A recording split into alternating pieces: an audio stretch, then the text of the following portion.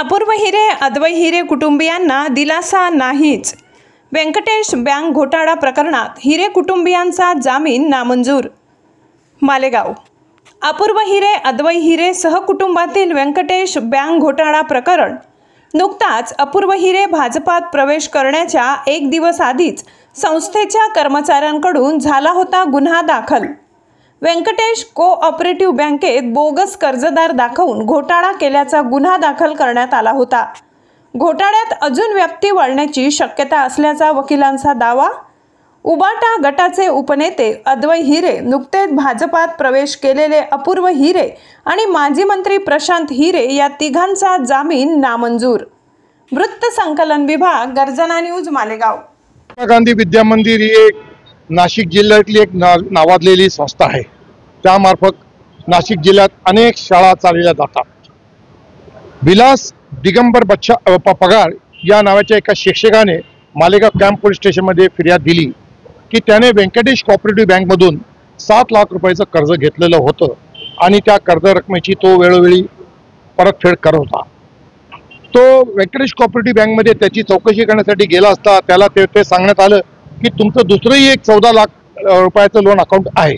त्यावेळेस त्याने पूर्ण कागदपत्राची पाहणी केली असता त्याच्या लक्षात आलं की 14 लाखाचं त्याने कुठलंही दुसरं लोन घेतलेलं नाहीये, पण त्याचं बोगस सह्या करून दुसरं लोन अकाउंट उघडण्यात आलं 14 लाखाचं आणि ती 14 लाख रुपयाची लोन अमाऊंट 2 लोकांच्या नावावर ट्रान्सफर करण्यात आली आणि तिथून ती रक्कम संस्थेच्या अकाउंटमध्ये ट्रान्सफर करण्यात आली आणि तिथूनही या आरोपींनी ही रक्कम अपहार केला अशी फिर्याद दाखल केलेली होती।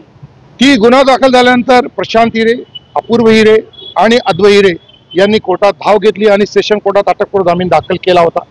त्या अटकपूर्व जामीनला आम्ही विरोध केला आणि मी या विलास बच्छाव मार्फत कोर्टाला सांगितलं की अशा परिस्थितीमध्ये हा इकॉनॉमिक ऑफेन्स आहे, याची व्याप्ती खूप मोठी आहे आणि याचा सखोल तपास करणे खूप आवश्यक आहे आणि हे लोक सर्व पॉलिटिकल बेसचे लोक आहे आणि अशा परिस्थितीत यांना अटकपूर्व जामीन तुम्ही मंजूर केला तर तपासावर त्याचा खूप मोठा विपरीत परिणाम होईल आणि तपास थांबून जाईल। त्यामुळे यांचा अटकपूर्व जामीन नामंजूर करावा।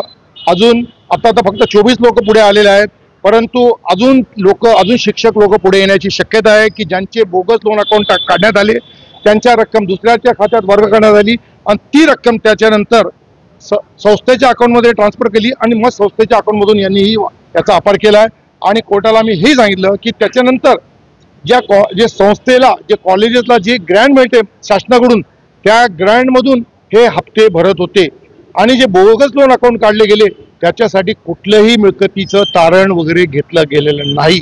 अशा प्रकारे हा फार मोठा अपहार आहे, याची व्याप्ती फार मोठी आहे। कोर्टाने आमचा युक्तिवाद ऐकून ग्राह्य धरून आज या तिघींनी आरोपींचा अटकपूर्व जामीन नामंजूर केला। हे सेशन कोर्ट पाटील साहेब म्हणून सेशन जज त्यांच्या कोर्टाने हा जामीन अर्ज फेटाळला त्याचा।